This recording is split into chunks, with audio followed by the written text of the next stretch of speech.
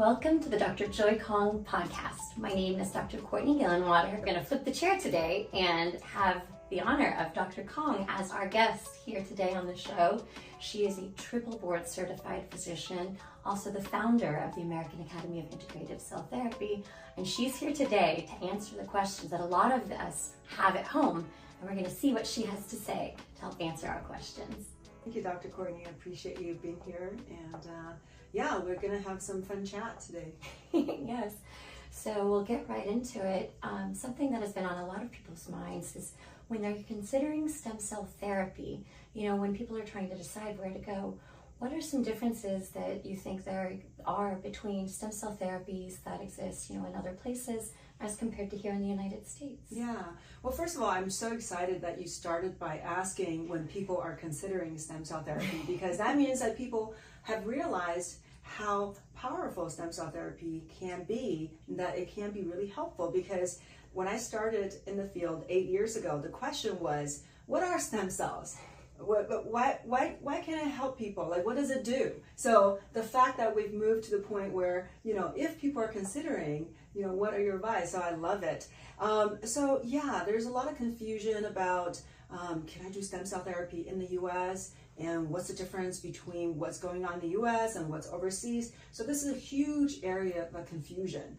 I want to kind of dispel myths in this arena, because I can't stand, you know, half-truth or untruth.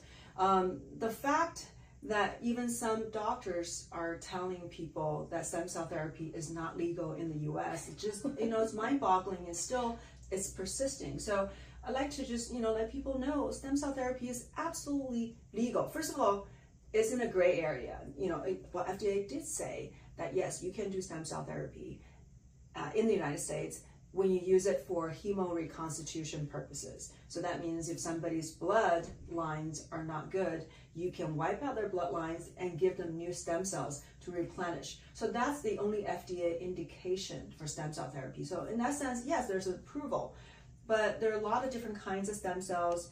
And are they allowed in the US? What about things from a person's own body, from their fat, from their bone marrow, or from the umbilical cord?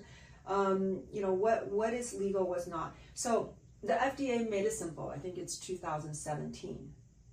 It basically said, okay, so if you want to produce cells that have not been altered in any way, I'm taking it from one person, whether or not it's from the bone marrow or fat or umbilical cord, and then put it into another person. In that process, I did nothing but mechanically separating the cells out.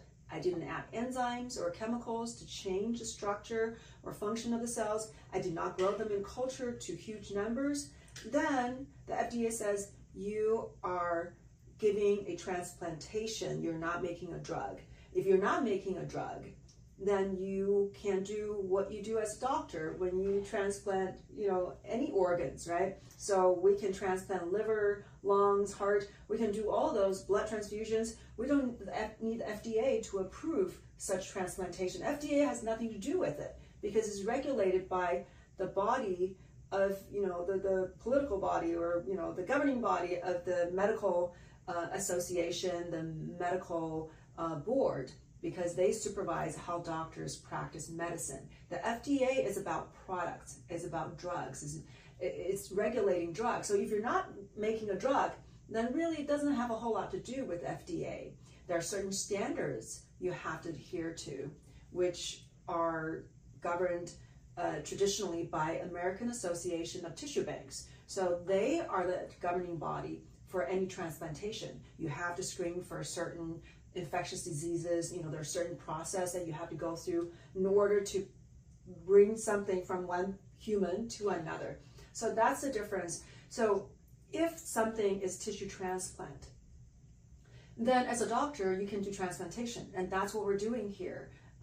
And there are a lot of doctors, actually, more and more, even though there's no ads, somehow there's some kind of censorship that certain therapies are not deemed as the right therapies, I guess, by big entities, big media entities like Google or Facebook or Instagram that they don't allow doctors to advertise for stem cell therapy. Oh, okay. Because they think that's equivalent to miracle cures. Never mind that they have not reviewed all the articles, the thousands and thousands of studies from around the world showing how stem cell therapy can be helpful. Way more studies than the majority of the drugs, right? It's been studied just, to a tremendous degree.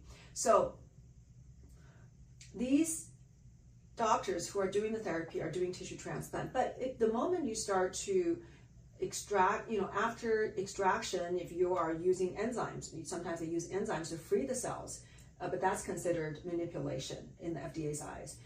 Or if you're growing them to huge numbers, which a lot of the overseas clinics do, because they want to tell people they're giving them a lot. So there's earlier research that were based on a particular number of cells per kilogram of body weight, and that's why there's this tradition of using this large number of cells.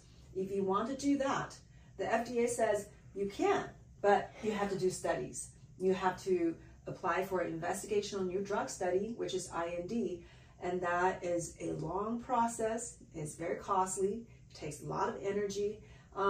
Yeah, you're welcome to do it. Yeah, but most companies realize how much of a barrier that is, and to save time and money, they would just set up shop overseas. Then they can, sidestep this requirement. That's why there's this myth that stem cell therapy is not allowed in the US. It's only not allowed if you're half manipulated the cells and you're not registering for a study.